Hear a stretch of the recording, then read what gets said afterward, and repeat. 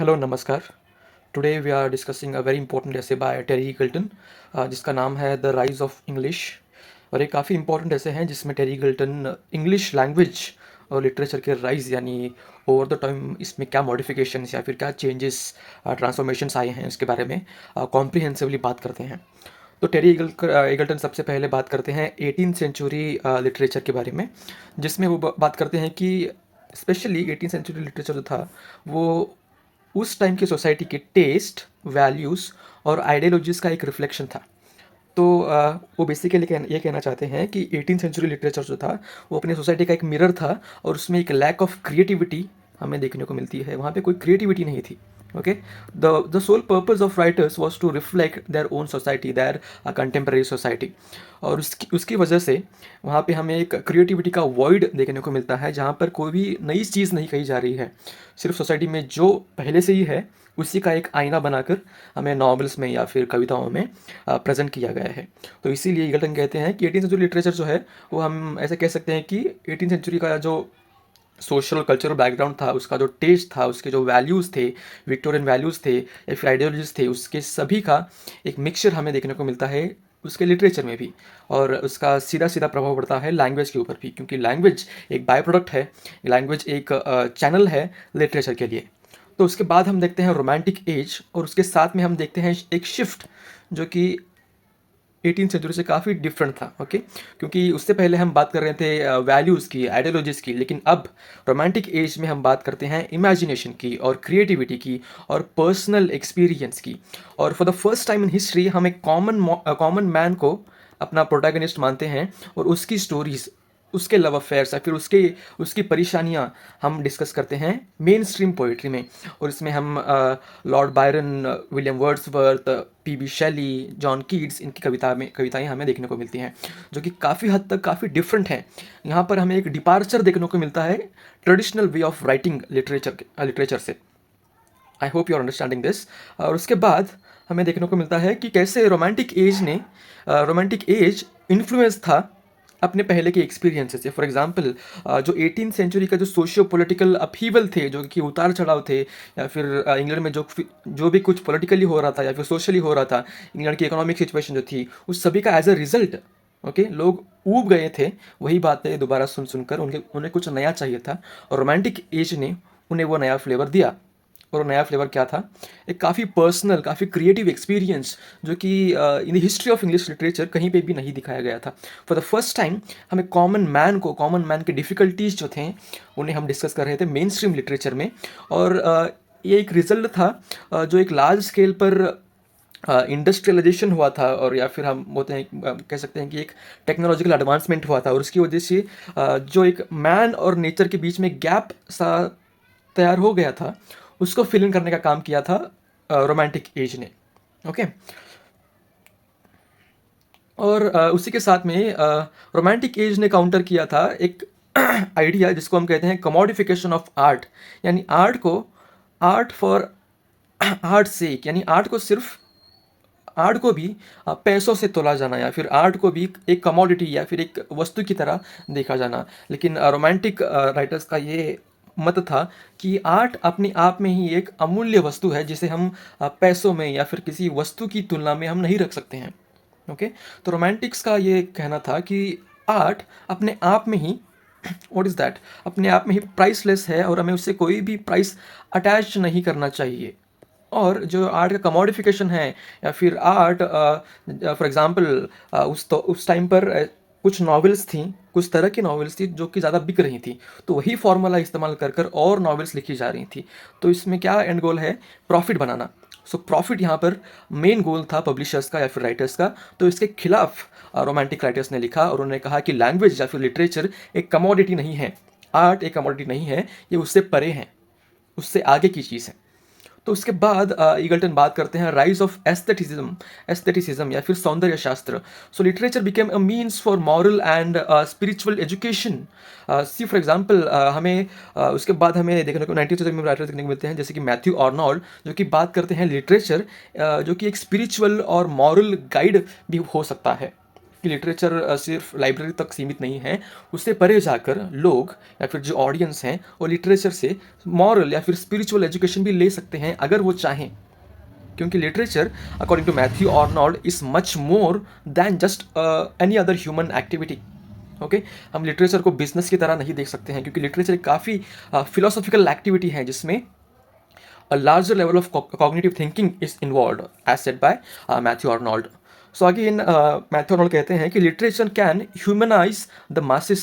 So this large scale industrialization और technological advancement की वजह से जो कि ह्यूमन एक तरीके से रोबोटिक नेचर आ गया है, जो कि सिर्फ मटेरियलिस्टिक थिंकिंग उनमें अभी पाई जा रही है। लोगों के अंदर भावनाओं की कमी है, लोग एक दूसरे के साथ में ह्यूमनाइज नहीं करते हैं, एम्पथाइज नहीं करते हैं, एक दूसरे की बातें नहीं समझ पा रहे हैं। और इसी की वजह से मैथ्यू आर्नोल्ड कहते हैं कि लिटरेचर वो काम कर सकता है कि लोगों की बीच में एम्पैथी क्रिएट करना या फिर उनको और ज़्यादा ह्यूमन बनाना। क्योंकि आफ्टर ऑल लिटरेचर का काम ही यही है या फिर आर्ट का काम ही यही है कि हमें और एक बेहतर इंसान बनाना। हम अभी जो हैं उससे एक स्टेप और बेहतर इंसान हमें बनाना, हमें कुछ मॉरल वैल्यूज सिखाना या फिर हम और कैसे बेहतर बन सकते हैं एज अ सोसाइटी हमें सिखाना। ओके, तो सोसाइटी को ह्यूमनाइज करने का काम लिटरेचर कर सकता था, ऐसा कहा था मैथ्यू आर्नोल्ड ने। तो उसके बाद में अगले सेक्शन में हम देखते हैं कि English as an academic discipline. So इससे पहले इंग्लिश सीखी जाती थी, लेकिन on the mass level English was never studied in the universities. For example, only Greek literature or classical literature was studied. English को ऐसे एक डिसिप्लिन मानकर नहीं जाना जाता था, लेकिन हमें देखने को मिलता है जब क्रिटिक्स लाइक F.R. लीविस और एक स्क्रूटिनी मूवमेंट जो हुई थी इंग्लैंड में, उससे हमें देखने को मिलता है कि एक क्लोज टेक्सचुअल एनालिसिस का एक नया दौर यहाँ पे शुरू हो गया न्यू क्रिटिसिज्म के साथ में, जिसमें पहले हम इसकी बात कर लेते हैं कि English as an academic discipline अब सीखी जा रही थी। और सबसे पहले जो लोग थे जो कि इंग्लिश सीखने आए वो वर्किंग क्लास को बिलोंग करते थे, ना कि एरिस्टोक्रेट्स या फिर politically backed people. Working class के लोगों ने सबसे पहले इंटरेस्ट जताया कि वो इंग्लिश या फिर इंग्लिश लिटरेचर को सीखें, और English literature as a discipline start हुआ इंग्लैंड के कुछ यूनिवर्सिटीज़ में। और उसके बाद हम देखते हैं F.R. लीविस या फिर स्क्रूटिनी मूवमेंट, जिन्होंने आर्ग्यू किया कि हमें क्लोज टेक्सचुअल एनालिसिस करना चाहिए। यानी क्या, इसका मतलब ये है कि किसी भी टेक्स्ट को, कोई भी टेक्स्ट हो, उसे एनालाइज करने के लिए हमें किसी और चीज़ के ऊपर डिपेंड नहीं करना है। फॉर एग्जांपल, अगर मुझे इस बुक को एनालाइज करना है तो मैं इसके ऑथर के बारे में नहीं सोचूंगा या फिर इसके कल्चरल और सोशल बैकग्राउंड के बारे में नहीं सोचूंगा, ऑथर की बायोग्राफी के बारे में नहीं सोचूंगा, क्योंकि ये टेक्स्ट अपने आप में ही कंप्लीट एंटिटी है। इसे किसी और के ऊपर रिलाई करने की ज़रूरत ही नहीं है, क्योंकि इसका पूरा मीनिंग इस टेक्स्ट के अंदर ही है। तो मुझे ऑथर के बारे में जानने की ज़रूरत नहीं है या फिर उसकी बायोग्राफी के बारे में जानने की ज़रूरत नहीं है, क्योंकि इन्होंने कहा कि टेक्स्ट एक सेल्फ कंटेन्ड एंटिटी है, मीनिंग इसका पूरा मीनिंग उस टेक्स्ट के अंदर ही बसा हुआ है। और उसके बाद में F.R. लीविस बात करते हैं इम्पोर्टेंस ऑफ कैनोनिकल वर्क्स। सो हमारे लिटरेचर में एक वर्ड यूज़ किया जाता है जिसका नाम है कैनन, एक लिटरेरी कैनन है। फॉर एग्जांपल, शेक्सपियर ने एक लिटरेरी कैनन तैयार किया, उसके बाद हम देखते हैं कि काफ़ी सारे राइटर्स जिन्होंने फॉलो किया शेक्सपियर का स्टाइल ऑफ राइटिंग। ओके, तो एक कैनन बना दिया गया वहाँ पर। तो इसी के साथ में बात करते हैं कि इस कैनन की एक काफ़ी महत्वपूर्ण जगह है इंग्लिश लैंग्वेज और लिटरेचर के अंदर। उसके बाद टेरी ईगल्टन बात करते हैं लिटरेचर वर्सेस कमर्शियलिज्म या फिर मटेरियलिज्म। तो वो बात करते हैं कि लिटरेचर एक फोर्स की तरह काम कर सकता है कमर्शियलाइजेशन और मटेरियलिज्म के अगेंस्ट में, क्योंकि as a result of this technological advancement हमें देखने को मिलता है कि लोगों का एम्फोसिस ज़्यादा से ज़्यादा बढ़ रहा है कमर्शियल एक्टिविटीज़ में या फिर कॉमर्स में। लोग अपनी हर एक चीज़ में कॉमर्स या फिर उनका फ़ायदा देखना चाहते हैं, उनको इसमें से क्या मटेरियल गेन मिल रहा है वो देखना चाहते हैं। और इसी की वजह से हमें एक loss of morality, loss of spiritual standing हमें यहाँ पर देखने को मिलता है। और टेरी ईगल्टन आर्ग्यू करते हैं कि लिटरेचर ऐसे एक समय में एक व्हीकल की तरह काम कर सकता है जो कि हमें दूर ले जाए इस कमर्शियलाइजेशन से और इस मटेरियल वर्ल्ड से, और हमें आईना दिखाए कि हम एक्चुअली में क्या हैं, एक्चुअली में हमें ह्यूमन वैल्यूज़ से हमारी मुलाकात हो। और उसके बाद वो बात करते हैं कि लिटरेचर हमें एक तरीके से हमारी वापसी करा सकता है towards agrarian or a more natural life. So see, before all this technological advancement or this industrial revolution, we had a very simple life, right? We were fantasizing about the supernatural things, about gods and about all kinds of stories. but लेकिन जैसे ही हमने ये advancement देखा, creativity या फिर stories की तरफ हमारा रुख काफ़ी बदल गया, हमारा उन्हें देखने के लिए नज़रिया काफ़ी चेंज हो गया।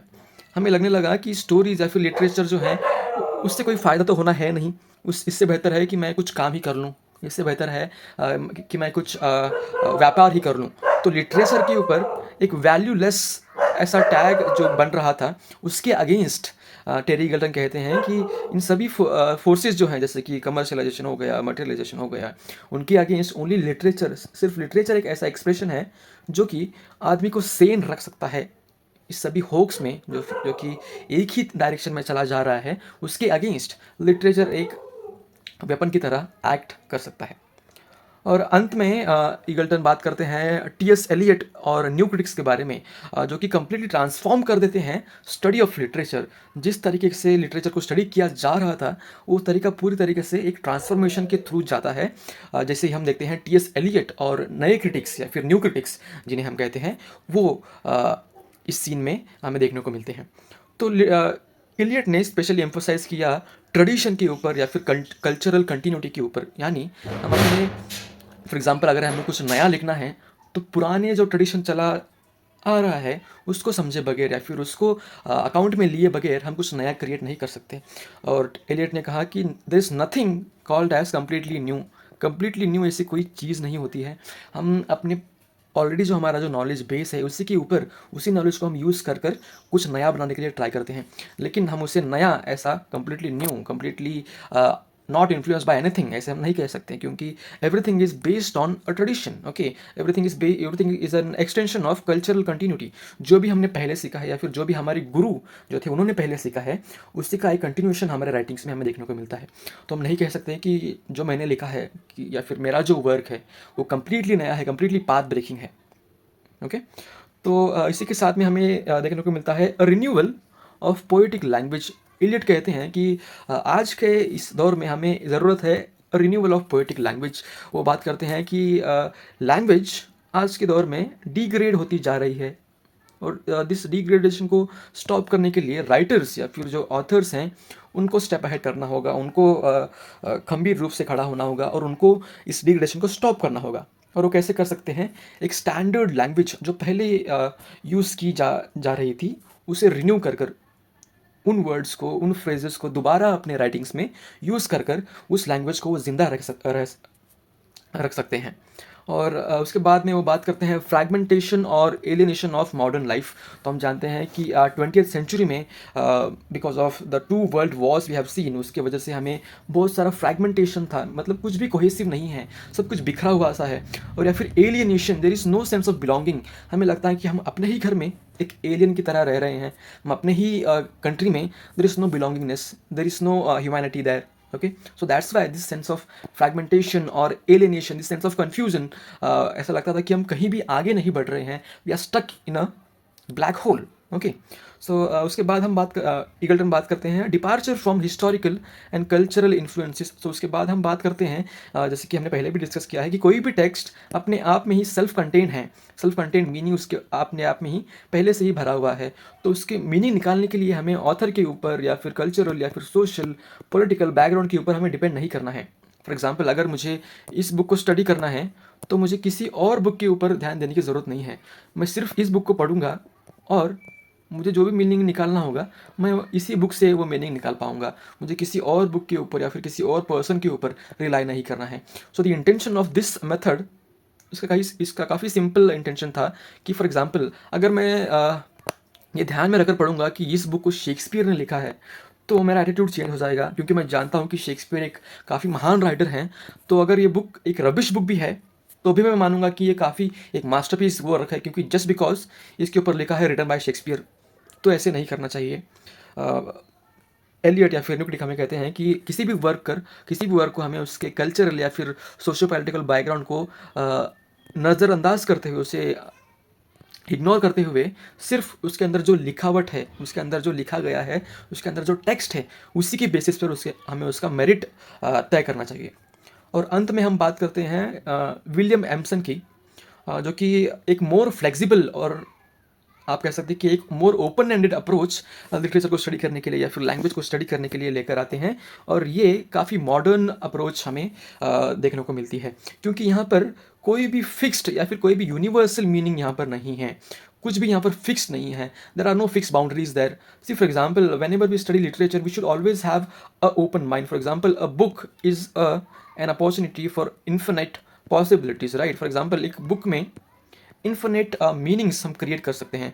फॉर एग्जाम्पल, एक राइटर जब एक बुक लिख रहा होता है तो उसके दिमाग में कुछ इंटेंशंस होते हैं, कुछ मोटिवेशंस होते हैं उस बुक को लिखने के बिहाइंड, उस बुक को लिखने के पीछे। लेकिन जब ये बुक लिखकर कंप्लीट हो जाती है और सपोज़ कि इस बुक को अगर मैं पढ़ रहा हूँ तो मुझे उस ऑथर के इंटेंशंस के बारे में पता नहीं है या फिर मुझे पता करना भी नहीं है, तो मैं तब जब मैं इस बुक को पढ़ूंगा तो मेरी अंडरस्टैंडिंग डिफरेंट हो सकती है ऑथर के अंडरस्टैंडिंग के मुकाबले। फॉर एग्जांपल, अगर पर्सन ए इस बुक को पढ़े तो उसकी अंडरस्टैंडिंग अलग होगी पर्सन बी से।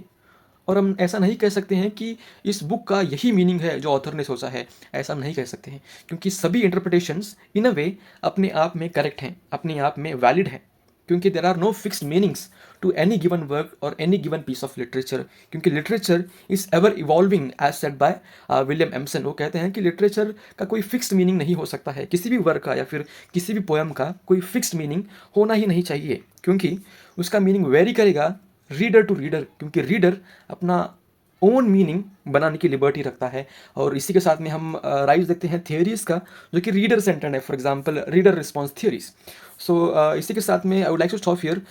मैं सजेस्ट करूंगा कि आप पूरा इससे पहले पढ़िए फिर इस वीडियो को देखिए, तब ये काफ़ी ज़्यादा सेंस बनाएगा आपके लिए। और मैं आशा करता हूँ कि मैंने आपकी थोड़ी बहुत हेल्प की होगी इस ऐसे को समझने के लिए। धन्यवाद। Thank you so much.